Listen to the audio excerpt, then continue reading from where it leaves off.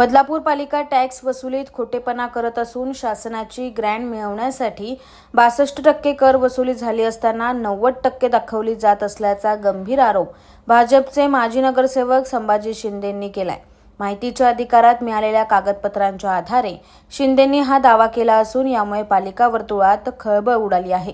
2023-24 आर्थिक वर्षात बदलापूर नगरपालिकेत 74 कोटींची मालमत्ता कर वसुली अपेक्षित होती।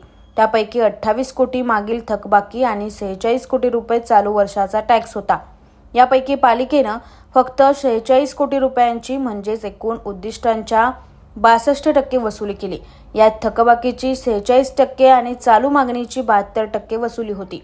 पण राज्य सरकारकडे रिपोर्ट पाठवताना मात्र पालिकेनं 90 ते 95% वसुली झाल्याचं सांगितल्याचा दावा भाजपचे माजी नगरसेवक संभाजी शिंदेंनी केलाय। शासनाकडून ग्रँट मिळवण्यासाठी हा खोटेपणा नगरपालिकेकडून केला जात असल्याचा संभाजी शिंदेंचा आरोप आहे। तसंच यामध्ये थकबाकीदारांकडून थकीत कर वसूल करण्याकडे दुर्लक्ष केलं जात असून त्यांच्यावर कोणतीही कारवाई सुद्धा केली जात नसल्याचं शिंदे यांचं म्हणणं आहे। यंदा 2024-25 या चालू वर्षात एकूण 80 कोटी कर वसुलीची मागणी असून त्यापैकी 90% वसुली करणार असल्याचं पालिकेचे अधिकारी सांगतात।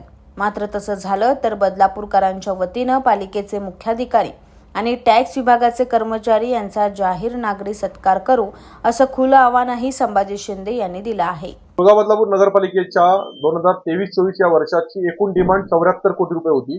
त्याच्यामध्ये 28 कोटी रुपये थकबाकी आणि 46 कोटी रुपये चालू मागणी होती। याच्यामध्ये नगरपालिका फक्त 46 कोटी रुपये नागरिकांकडून वसूल करू शकली।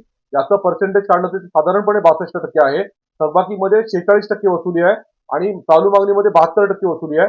राज्य शासनाकडे रिपोर्ट पाठवला जातो की 90% 95% वसुली आहे।